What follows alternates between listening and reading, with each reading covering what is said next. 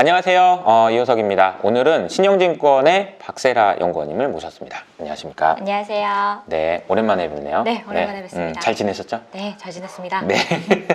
되게 씩씩하게. 네. 요즘에 좀 바쁘세요? 어때요? 요새 대선 이후로 워낙 문의가 많으셔가지고 조금 많이 바쁘게 지내고 있습니다. 그러니까 대선 이후로 문의가 많다는 거는 건설 업종이 더 가냐 안 가냐 이게 지금 고민이 되는 거죠 지금. 네, 그렇습니다. 더 간다라는 쪽도 있지만 안 간다는 쪽도 있는 거고 그게 진짜 좀 팩트 체크도 해보고 주가 레벨도 봐야 되고 고민이 되게 많은 시점인 것 같아요.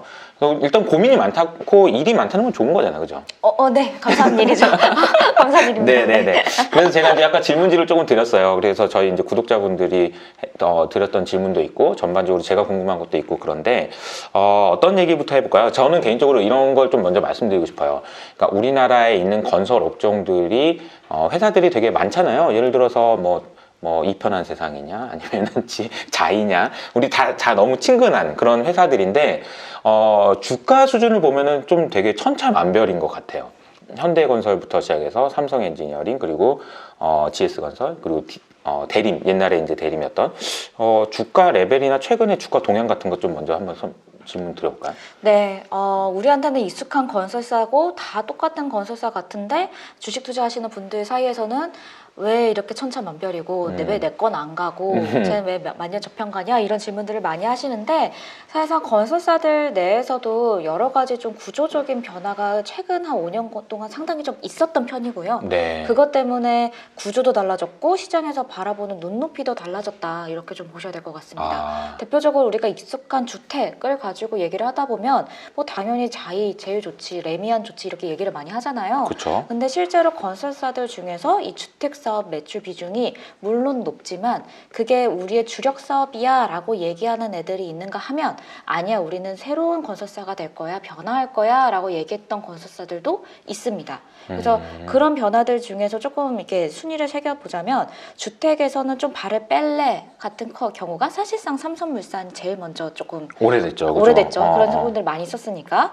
그리고 다른 건설사들은 뺄래까지는 아니지만 그래도 난 다른 것 좀 해볼래 라는 뉘앙스를 좀 풍겼던 애들도 좀 대우건설 같은 애들도 우리 뭔가 플랜트 개발 열심히 해외에서 다시 할 거야 이런 얘기를 좀 했던 편이었고 그런 차원에 있었다면은 오히려 주택에 좀 집중하겠어 하는 애들이 현대건설이었습니다. 상대적으로 우리가 연간 뭐 현대건설이 많아봤자 10,000세대, 20,000세대 공급했던 회사가 최근에 2, 3년 동안은 30,000세대씩 공급하기 시작했거든요. 그리고 올해는 목표가 50,000세대 정도 가까이 돼요. 5만이요? 현대 엔지니어링까지 합치면 네. 그러니까 이런 컨셉이다 보니까 현대건설은 한 최근에 들어서 다시 주택에 좀 힘을 쏟았다. 근데 다른 애들은 조금씩 변화를 꾀했다.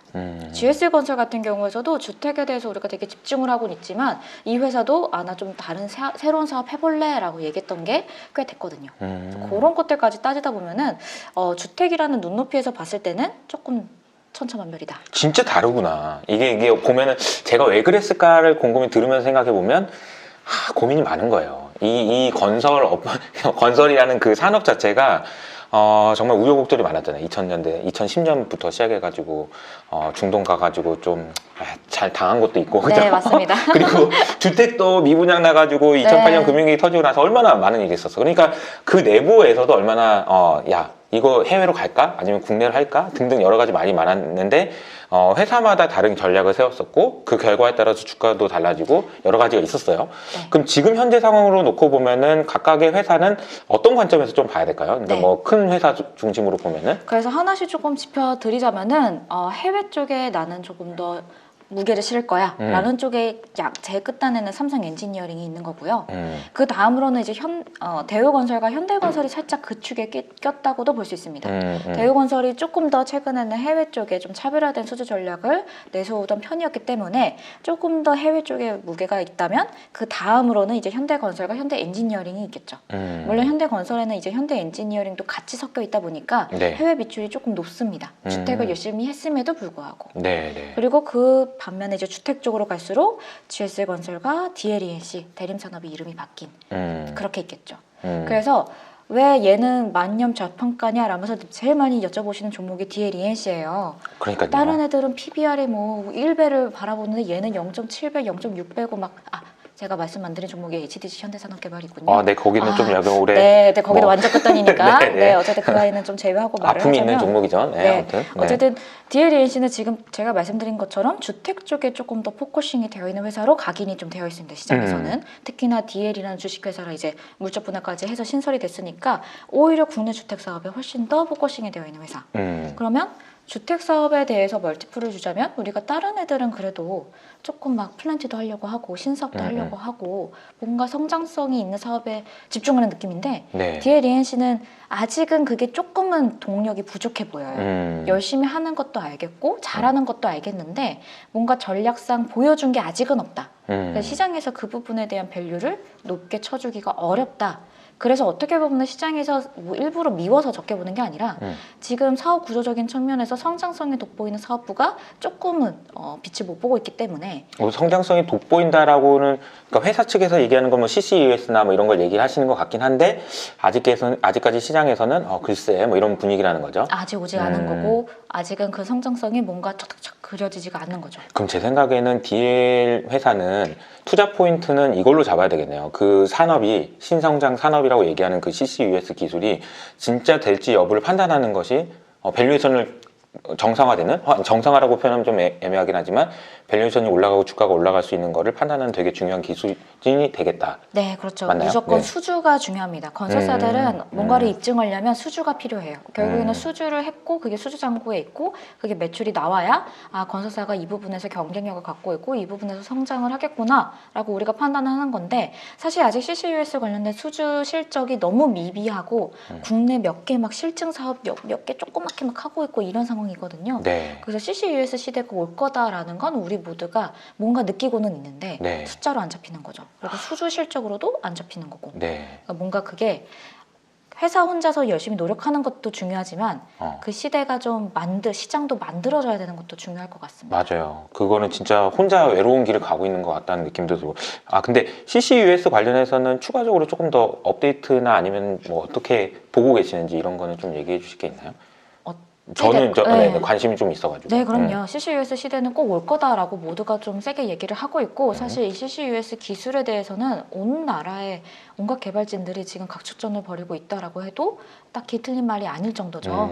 결국 이 탄소라는 것 자체를 잡아야 된다라는 부분들이 여러 가지 배경이 있겠지만 지금 어쨌든 가야 할 길이기 때문에 근데 여기서 중요한 거는 제가 봤을 때는 어떠한 개발자가 머리가 좋아서 CCUS 기술 개발했어요 라는 건 사실 중요하지 않은 것 같아요.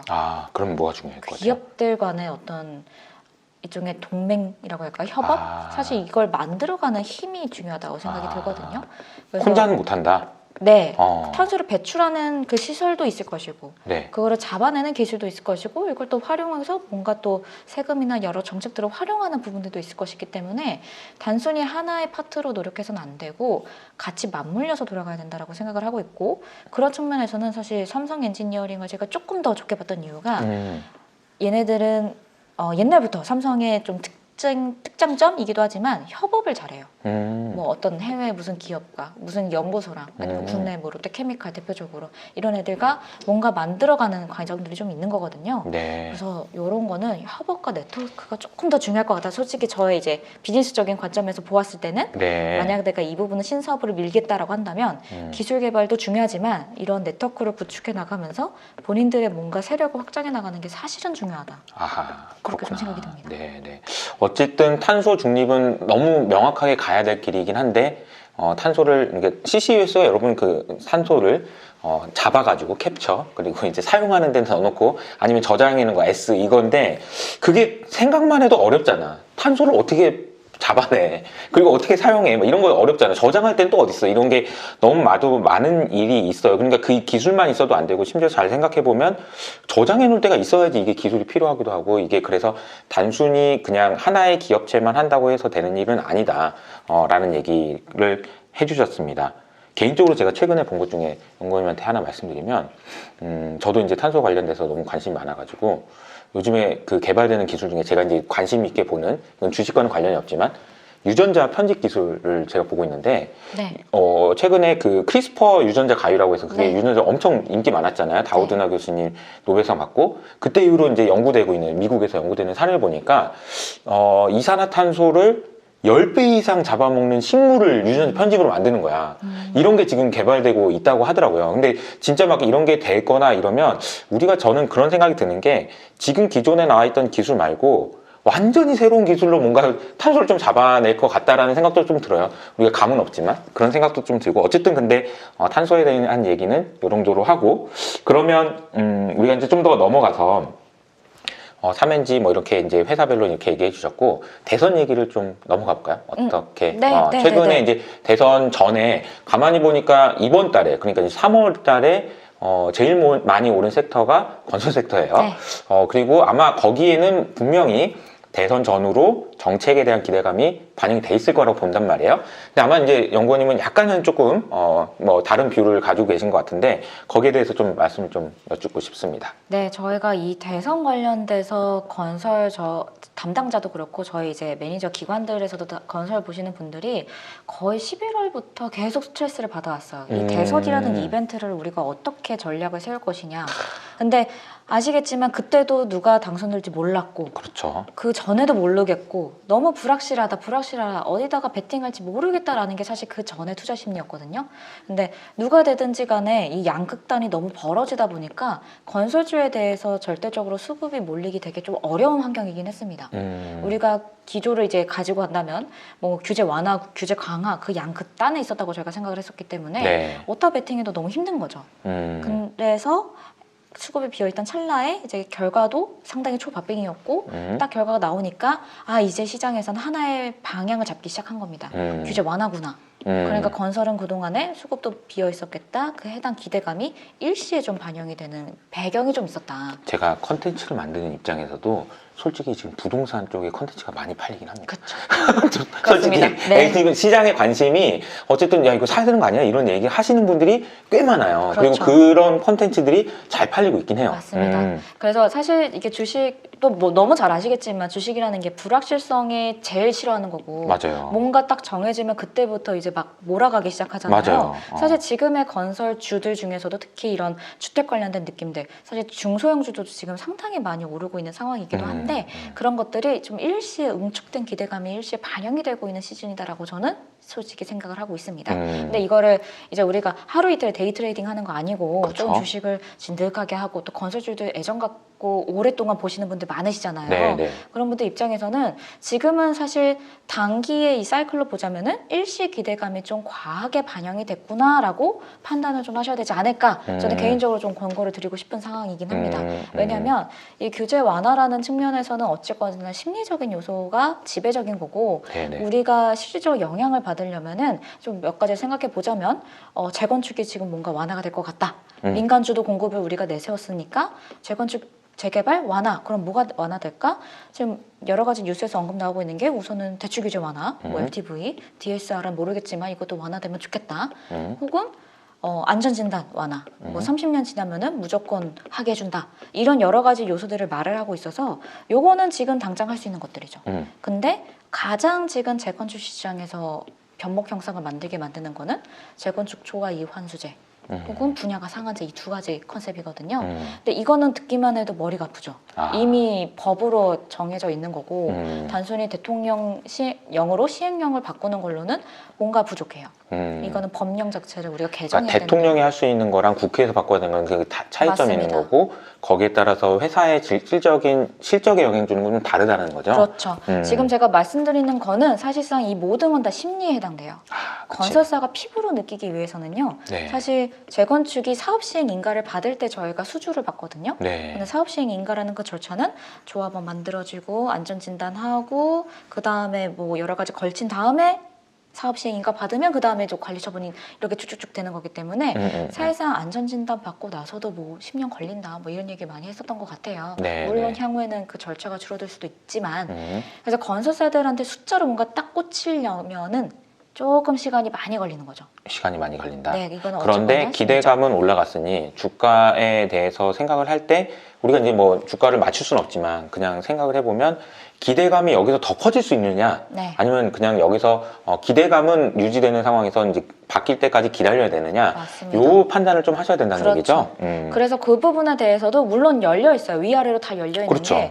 만약에 새로운 정부가 뭐 기대감을 생각보다 더 크게 키워줄 수도 있는 거잖아요. 그러니까 기대보다도 더 빨리 네. 막 추진하고 더 이렇게 될 빨리 수도 막 있는 거죠. 초당적 합의를 통해서 뭔가를 막 끌어내고 이럴 수도 있는 거잖아요. 그렇죠. 그래서 가능성은 언제나 좀 열려 있긴 합니다. 음. 열려 있는 상황이긴 하지만 우리가 조금은 보수적으로 보자면 지금 현실적으로 팩트적으로 점검해 봤을 때는 이런 단계들을 좀 걸쳐야 된다. 네. 그리고 무엇보다 이걸 다 떠나서 내수적인 환경을 다 떠나서 글로벌리 매크로적인 환경을 보았을 때 글로벌 자산 가격은 좀 어떤가? 뭐 금리는 어떤가? 아하. 그러면 수요자들이 여기서 내가 영끌해서라도 더 살 수 있는 초과 수요가 분명히 많은가?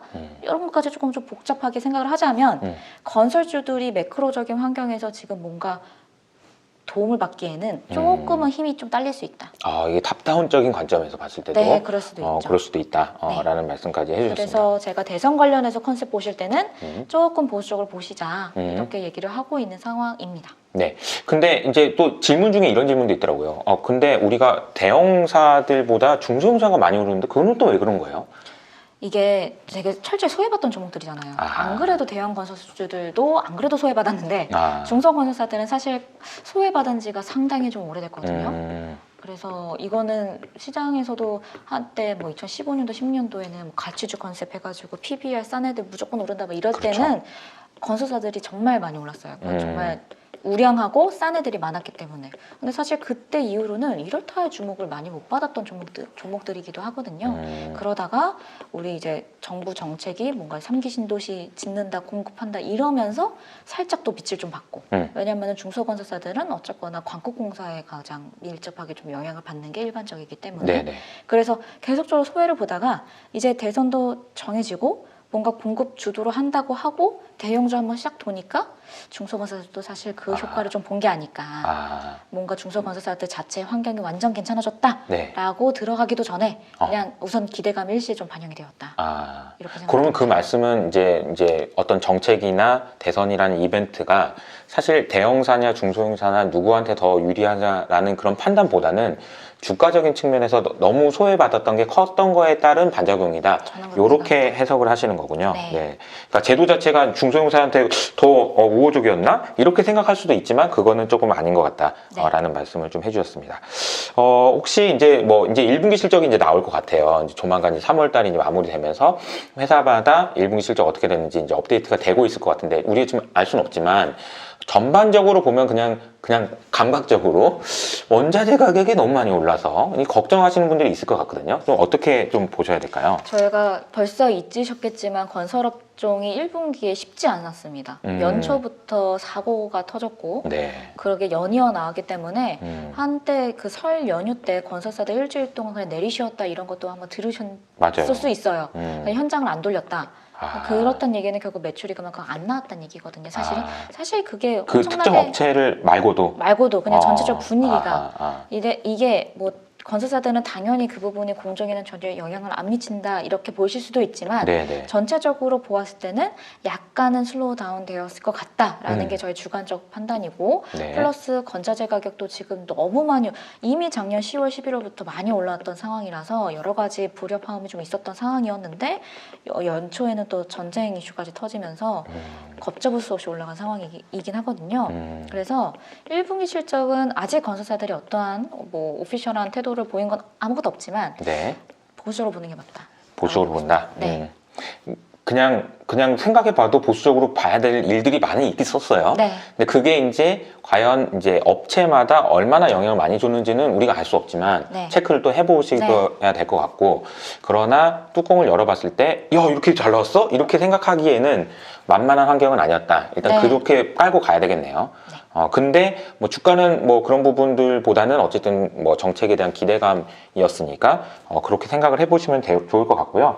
개인적으로 제일 궁금했던 거 이제 삼성 엔지니어링이라는 회사의 상징성이 있단 말이에요. 그 회사가 이제 어떻게 이 얘기를 하다 보면 이제 매크로 얘기도 자연스럽게 나올 것 같고 삼성 엔지니어링이라는 회사가 지금 제가 보니까 주가가 어쨌든 뭐 전고점까지 올라왔어요. 밸류에이션도 꽤 많이 올라온 것 같고. 근데 이제 연구원님은 아마 좀 제일 좋게 보시는 종목인 것 같고, 그래서 그 얘기를 좀 해보죠. 네. 삼성 엔지니어링에 대해서는 오랜만에 기운이 좀 돌아왔다 이렇게 좀 생각이 드는 부분이 있어요.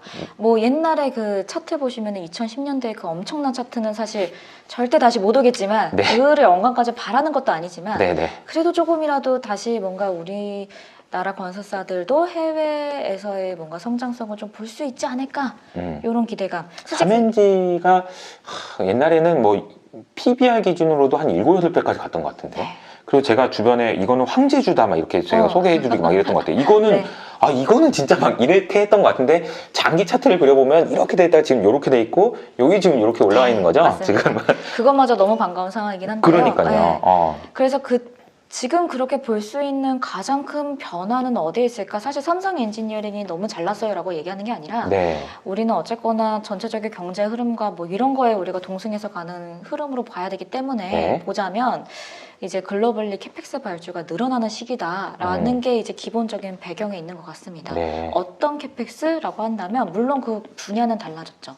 옛날처럼 뭐 리파이너리를 엄청나게 증설하고 막 리파이너리라고 하면 정유공장 정유업체요. 이런 거를 할 건 아니죠. 사실 그렇죠. 2010년도에 우리가 엄청나게 올랐던 거는 중동 국가들에서 리파이너리를 엄청나게 증설했기 때문이었는데 사실 그때랑 지금은 캐펙스의 질과 그 종류가 많이 달라지는 것 같습니다. 우선은 전체적으로 배경은 리파이너리 쪽보다는 뭔가 가스 쪽, 천연가스 쪽의 수요가 많이 늘어났으니까 천연가스 쪽에 있고 플러스 그린 캐펙스 쪽 이 두 가지가 조금 더 꼭지점이 있다고 보실 수 있습니다. 그러면 그 와중에 삼엔지가 좀 경쟁력을 갖추고 있다라고 보면 되나요? 네. 물론 우리나라 건설사들이 해외 부분에서 조금 발을 뺀 부분이 없지 않기 때문에 네. 국내 경쟁사들도 많이 줄어들었고요. 예를 들어서 우리가 옛날에는 하나의 프로젝트에 패키지가 뭐 3개가 나왔다 그러면 하나의 패키지에 10개 기업이 참가했다면 7개가 우리나라였어요. 가서 저기 얼마 썼는지 봐 그래가지고 그렇죠. 우리 좀 더 싸게 쓰고 그래가지고 결국 돈 못 보고 오고 막 이런 맞습니다. 일이 있었죠. 과거에. 그렇죠. 그랬는데 지금은 사실 경쟁하는 그 국내 기업들도 상당히 제거가 된 상황. 제거라기보다는 자체적으로 그냥 구조조정이 하지 말자. 네. 내부적으로도 리스크 관리하자. 이러면서 이제 안 했던 거고 안 하다 보니까 또 이제 갑자기 또 할 수는 없는 노릇이니까. 그렇죠. 그리고 글로벌 EPC사들 여기서 제가 EPC라는 걸 굳이 말씀을 드리는 이유는 그 해외 플랜트를 우리가 EPC라고도 말을 해요. 네. 그래서 엔지니어링, 프로큐어먼트, 컨스트럭션 이거를 줄여서 EPC라고 하는데 그냥 이거는 우리가 삼성 엔지니어링 볼 때 많이 듣게 되실 용어니까 그냥 아시면 되는데 글로벌 EPC사라고 해가지고 옛날에 현대 엔지니어링 상장할 때 왜 밸류에이션 비교 표에서 아마 보셨을 것 같긴 해요. 몇 개 업체들이 좀 있습니다. 네네. 뭐 사이펜, 테크니, 플루어 뭐 이런 애들이 쭉쭉쭉 있거든요. 네네. 근데 그런 애들의 특징이 뭐냐? 우리 K건설과 좀 다르죠. K건설은 약간 언제나 발주를 해주시는 그런 캡티브 마켓이 있거든요. 국내 주택이건 아니면 국내 그룹 계열 공사건. 그래서 배고프지 않구나. 배고프지 않습니다. 그렇다는 얘기가 뭐 좋을 수도 있고 나쁠 수도 있는데 저희는 장점이 강한 게 이게 이쪽 시장은 정말 부침이 심해요. 네. 화랑일 땐 너무 좋다가 불황일 땐 너무 물량이 안 나오죠. 그럴 때 이 업체들은 사실 손가락만 쪽쪽 빨고 있거나 아니면 재무 구조가 다 망가지는 경우가 많죠. 그러니까 지금은 불황의 끝점에서 조금 돌아서는 구간이었기 때문에 네. 아직 재무 상황도 넉넉치 않다. 해외 업체들 네, 얘기하시는 해외 거죠? 업체들이. 아하, 그래요. 그런 거에 그러니까 비하면 EPC를 제가 이렇게 비유하면 될까요? 이제 반도체로 따지면은 설계? 단? 그러니까 이제 공장을 만들고 할 때도 공장을 어떻게 만들지 이거 다 제도하고 막 이거 그려야 되잖아요. 네네, 설계도를. 맞습니다. 설계도도 그리고 어떻게 뭘 물건 어디서 가져와서 어떻게 할 거야 이런 것까지 다 네, 패키지로 맞습니다. 해주는 거. 네. 이거 얼마나 좋겠어. 그러니까 네. 머리 좋아야 되겠어. 네네네. 머리를 써야 되는 거지. 네. 직접 만드는 거랑 말고. 요거를만 하는 애들은 사이클을 너무 타서 해외 업체들이라고 해도 기술력이 있었고 머리가 좋게 설계를 잘해도 그동안 힘들었다라는 얘기예요. 그렇죠.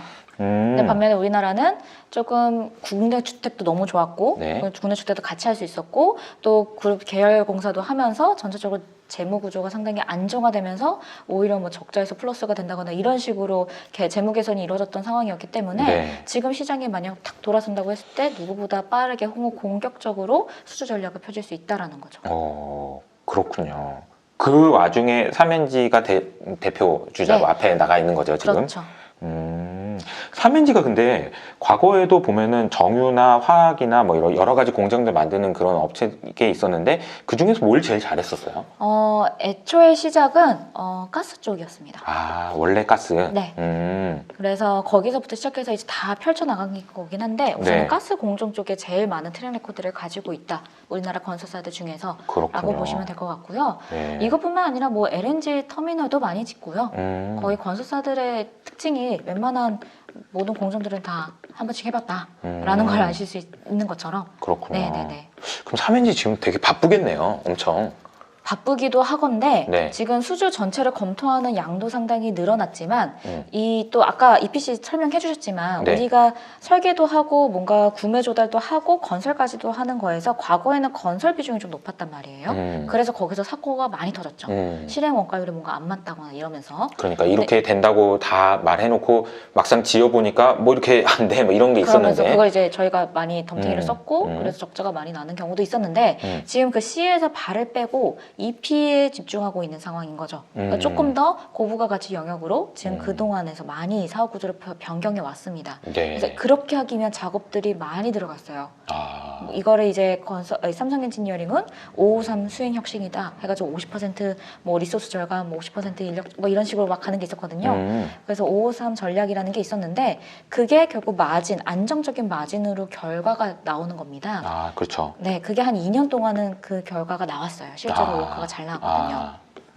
근데 제가 보니까 이게 결국은 EPC라는 거는 사람 장사인 것 같거든요. 네. 그러니까 말 그대로 설계해야 되고 이러면 사람들 왕창 뽑았다가 또 일자리 없으면 또 어떻게 했다가 이게 말씀하신 대로 이게 사람을 어디다 배합하고 배분하고 이런 거에 따라서 달라질 것 같은데 삼엔지는 어쨌든 이런 활동들을 통해서 지금 그래도 인력 구조나 이런 거는 크게 문제는 네. 없다 이렇게 보도 되나요? 맞습니다. 그러니까 1인당 생산액을 증대시킨 거죠. 아, 1인당 생산액을. 네. 그렇군요. 네. 그래서 어쨌든 그러면 지금 큰 컨셉으로 보나 뭐 여러 가지 봤을 때 연구원님이 왜 삼성 엔지니어링을 제일 긍정적으로 보시는지는 알 것 같아요. 밸류에이션을 좀 한번 밸류에이션이 좀 어렵죠. 어렵죠. 이게 저희가 PBR이나 PER이나 이런 밸류에이션을 할 때는 사실 지금 갖고 있는 수주 잔고에서 예측 가능한 뭐 지표들을 가지고 말씀을 드리는 건데 그렇죠. 지금 PBR 지표로 봤을 때도 거의 한 2.5배 정도까지 평가를 받고 있는 상황이라서 2.5배? 네. 이렇게 보면은 다른 건설사에 비해서 너무 비싸 보이긴 그러니까 하는 거죠. 뭐 딴 아까 얘기했던 너무 싸다 그럴 네, 때 뭐 네. 0.5배도 안 되는 것 같던데 2.5배면 5배나 비싼 건데 네. 이걸 여기서 뭐 이런 생각 할 수밖에 없죠. 네. 그리고 이게 적당한지도 이게 재기가 어렵잖아, 솔직히. 맞습니다. 근데 그래서 좀 이런 산업재나 사이클 타는 섹터들이 밸류에이션에 좀 어려움이 좀 있는 거는 맞는 것 같아요. 맞아요. 근데 이제 여기서 과거에 정말 수주 잘 나갈 때는 저희가 수주 잔고 대비 몇 배 이런 식으로도 가긴 했었습니다. 아, 다른 기준으로 보면 이제 네, 수주 예. 잔고로 나눈다는 거죠. 예를 들어서 얘가 지금 수주 잔고가 20조가 있다. 근데 이거가 회전율이라는 게 있을 거 아니에요. 그렇죠. 그러니까 이게 어쨌거나 확실적으로 나올 수 있는 매출액이다라는 거죠. 우리가 PSR이랑 같은 거랑 좀 비슷하게 그렇죠, 보기도 그렇죠, 하는 것 그렇죠. 같습니다. 네. 그래서 이거의 뭐 절반 정도가 매출화가 될 것이고 뭐 이렇게 몇 년 동안 될 것이기 때문에 밸류에이션을 때릴 수 있다.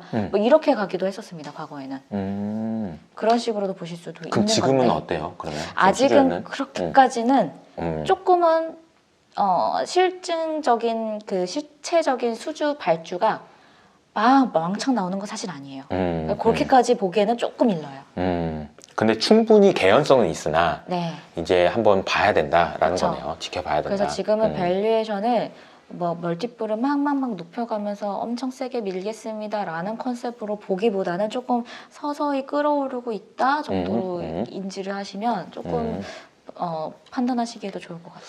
알겠습니다. 와. 진짜 뭐 너무 재밌어요. 저는 개인적으로 얘기하다 보니까 주식을 좋습니다. 이제 저도 이제 보실 수 있으니까. 개인적으로 아까 말씀을 드렸지만 지금 되게 제가 엄청 고민하고 있어요. 삼성 엔지니어링을 한번 이런 생각을 지금 하고 있습니다. 제가 약간 좀 설득되는 것 같은데 좀 더 고민해보고 해야 되겠다는 생각은 들긴 해요. 왜냐하면 주가가 이제 워낙 많이 올랐고 네. 대신에 방향성에 대해서는 저는 너무 동의하는 것 같아요. 그러니까 글로벌 방향성은 어쨌든 캐펙스가 늘어날 수밖에 없다. 그 어디선가는 뭔가 새로 지어야 된다. 여기에 대해서는 악유가 없는데 거기서 삼성엔지니어링이 잘할 수 있는지도 좀 궁금하고 실제로 잘할 수 있을 것 같긴 한데 밸류에이션도 궁금하고 여러 가지 따져봐야 될 것 같긴 하지만 진짜 왜 연구원님이 이걸 더 좋아하는지는 충분히 공감이 됩니다.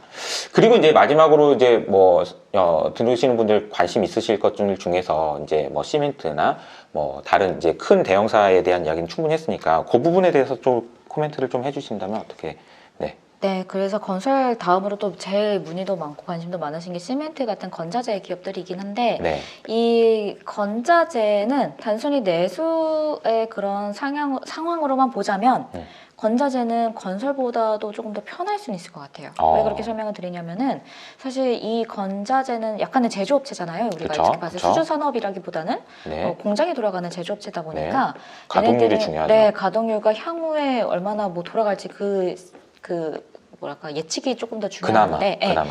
근데 그 지표는 너무 좋은 상황이에요. 지금 음. 건자재들 입장에서는. 왜냐하면 우리가 건설 수주라고 하는 것은 작년도에는 거의 뭐 200조 가깝게 저희가 기록하면서 국내가 전체가 최고치를 달성을 했는데 네. 건설 기성도 물론 140조 가까이 해서 많이 기록하긴 했지만 지금 건설 수주와 건설 기성과의 차이가 몇 년째 최고치로 벌어졌어요. 자, 기성하고 건설 차이를 좀 네, 한 번만. 말씀을 드리면 네네. 건설 수주는 말 그대로 수주 금액이죠. 네, 내가 발주처가 1,000억짜리 공사해줘. 그러면 1,000억 내가 수주 받았어. 그게 1,000억인 건데 기성은 건설 공사 진행률이라고 보셔야 될 것 같아요. 아, 시작했어? 땅 뭐 팠어 이런 거죠? 실제로 공사가 진행된 금액. 오케이. 내가 1,000억짜리 공사인데 나 이번 연도에는 200억 했어. 그럼 아. 200억이 기성인 거죠. 아, 20%만 지었구나. 네. 나머지 80%는 네. 이제 계속 지어야 되고. 네. 그래서 수주와 기성은 동행하는 게 일반적이죠. 음. 수주를 받았으면 건설 공사가 들어가니까 같이 올라가는 그림이 맞는 건데 지난 4년 동안은 이게 계속 벌어졌습니다. 아. 수주는 최고치를 이렇게 기록했는데 됐는데 안 짓고 기성은- 있구나. 네. 뭔가.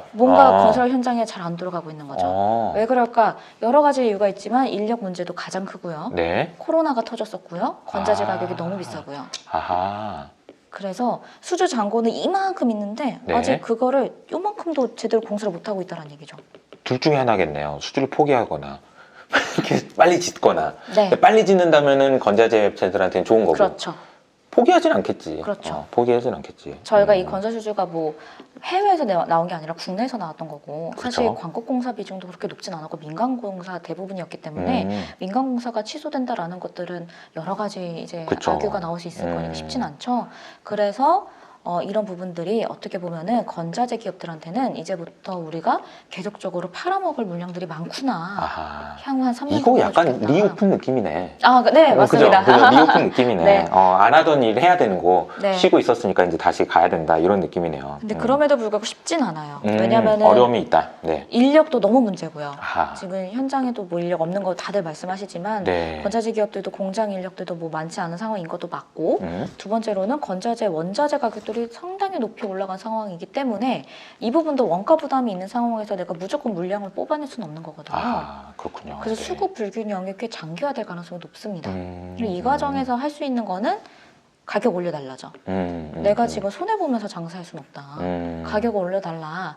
이런 부분들을 누구한테? 그럼 건설사한테 할 거고. 건설사죠. 그럼 건설사가 해주든지 아니면은 뭐 포기하든지 해줘야 될 거 아니에요? 그게 최종 수요자인 이제 소비자들한테 가겠지만 가격이 네. 근데 그것도 뭐 분양가 상한제로 막혀 있는 상황이니까 쉽지 않았던 거죠. 전체적으로 시장 구조가. 그래서 이런 부분들이 이제 몇 가지 해결이 돼야 되는데 어쨌거나 건자재 기업들은 그래서 물량적인 측면에서 지금 상당히 긍정적인 효과가 있는 상황인 건데 지금 부담 코스트 이 부담을 어떻게 프라이스로 전가시키느냐. 근데 전가시킬 수 있어? 그러면 되게 좋은 상황이죠. 좋은 상황이긴 하네요. 그래서 네. 지금 시멘트는 전가시킬 수 있다라고 보고 있는 거예요. 오늘도 뭐 좀 관련된 뉴스들도 나오고 했던 것 같아요. 네, 이게 뭐 쟤네들이 또 잘 뭉쳐서 저런 거야 이렇게 보실 필요가 전혀 없고요. 그냥 전체적인 원가 비용 원가 구조와 그 시장 가격의 결정 그 구조를 보았을 때 시멘트는 우리나라에서 절대적으로 공급할 수 있는 업체들이 많아봤자 7개밖에 없어요. 그 중에서도 몇 개 기업도 연결 회사로 묶였기 때문에 실적으로 공급 주체는 5개밖에 없는데 우리나라는 시멘트가 나름 풍부한 나라라서 가격이 좀 저렴한 편이었습니다. 네. 글로벌리 가장 싸다고도 해요. 톤당 지금 78,000원이니까. 그런데 뭐 중국 거는 통당 한 11만 원 넘거든요. 그리고 내가 우리나라 거 니네 시멘트 거 가격 안 올려줄래? 그래서 수입할래? 이게 말이 안 통하는 거예요.